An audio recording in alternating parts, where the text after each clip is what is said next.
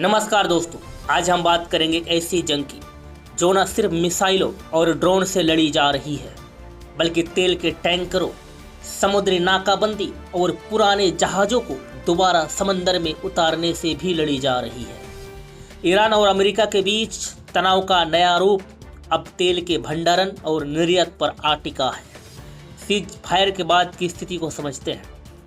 फरवरी-मार्च 2026 में अमेरिका और इजराइल के साथ ईरान के संघर्ष के बाद होर्मुज जल डमरू मध्य पर विवाद शुरू हुआ। ईरान ने दुनिया के तेल का करीब 20% गुजरने वाले इस रास्ते को बंद कर दिया ताकि दबाव बन सके।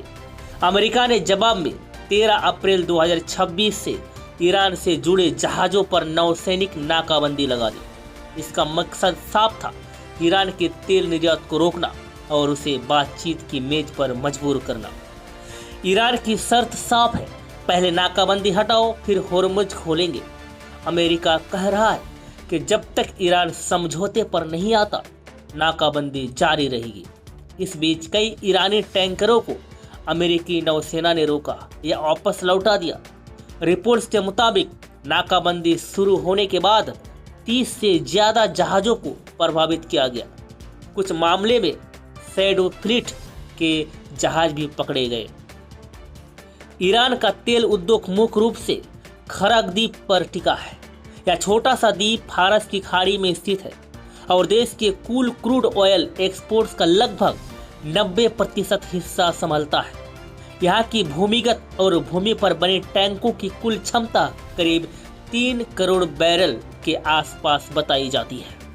नाकाबंदी से पहले यहाँ रोजाना लाखों बैरल तेल लोड होकर जहाज़ों के जरिए दुनिया भर में जाता था, लेकिन अब निर्यात तेजी से गिर गया है।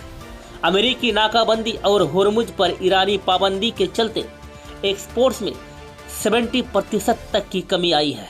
नतीजा, तेल उत्पादन तो जीरो है, लेकिन बाहर नहीं जा पा रहा। रोजाना 10 से 11 लाख बैरल का नेट फ्लो इन टैंकों में जमा हो रहा है। विश्लेषकों का अनुसार नाकाबंदी शुरू होने के समय खरग पर करीब 13 मिलियन बैरल अतिरिक्त जगह बची थी। रोजाना 1 मिलियन बैरल आने से यह जगह सिर्फ 12 से 22 दिनों में भर सकती है। यानी मई के मध्य तक स्थिति और गंभीर हो सकती है। अगर स्टोरेज भर गया तो ईरान को रोजाना अतिरिक्त 1.5 मिलियन बैरल उत्पादन कम करना पड़ सकता है। दोस्तों, सवाल यह उठता है कि जब तेल बाहर नहीं जा रहा तो उत्पादन क्यों ना रोक दे? जवाब सरल लेकिन खतरनाक है।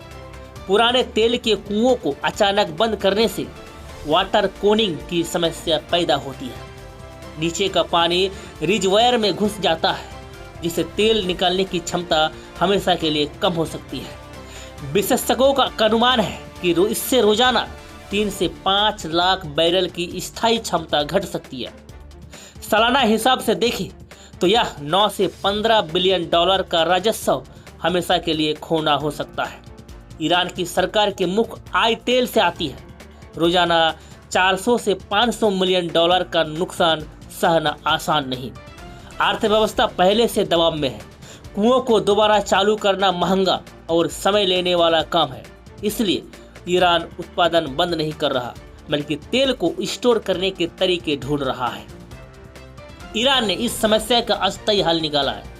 30 साल पुराना रिटायर्ड सुपर टैंकर MT नसा यह 1996 में बना वेरी लार्ज क्रूड कैरियर है, जिसकी क्षमता करीब 2 मिलियन बैरल तेल रखने की है।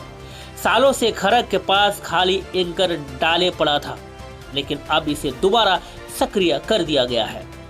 सैटेलाइट इमेज और ट्रैकिंग डेटा में इसकी गतिविधि साफ दिख रही है। नसा को फ्लोटिंग स्टोरेज के रूप में इस्तेमाल किया जा रहा है। खरग द्वीप पर कई अन्य पुराने टैंकर भी लोडिंग और स्टोरेज के लिए देखे गए हैं। यह ईरान की पुरानी रणनीति का हिस्सा है। जब निर्यात रुकता है तो पुराने सस्ते जहाज़ों को फ्लोटिंग स्टोरेज बनाकर इस्तेमाल करना। ट्रैकिंग सिस्टम बंद करके या लोकेशन फर्जी दिखाकर चलने वाले इन जहाज़ों को शैडो फ्लीट या घोस्ट फ्लीट कहा जाता है।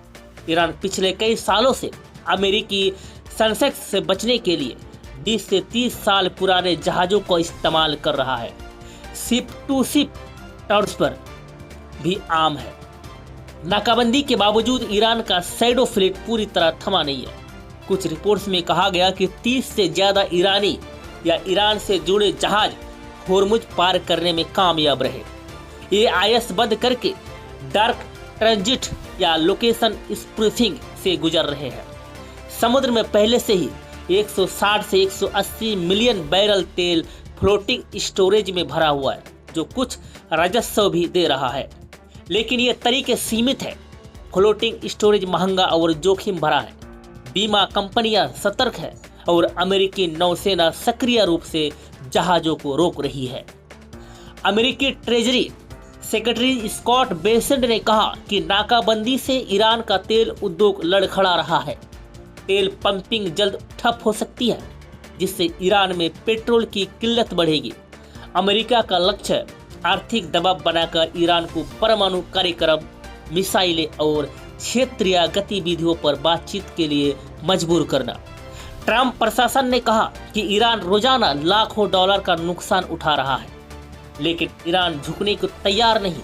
वह कह रहा है कि नाकाबंदी हटे, होर्मुज खुला रहेगा। पूरी दुनिया, खासकर तेल आयातक देश जैसे चीन, भारत आदि होर्मुज खुलवाने के लिए दबाव बना रहे हैं, क्योंकि तेल की कीमतें बढ़ रही है। ईरान के पास अभी फ्लोटिंग स्टोरेज से 20 से 22 दिनों की राहत है।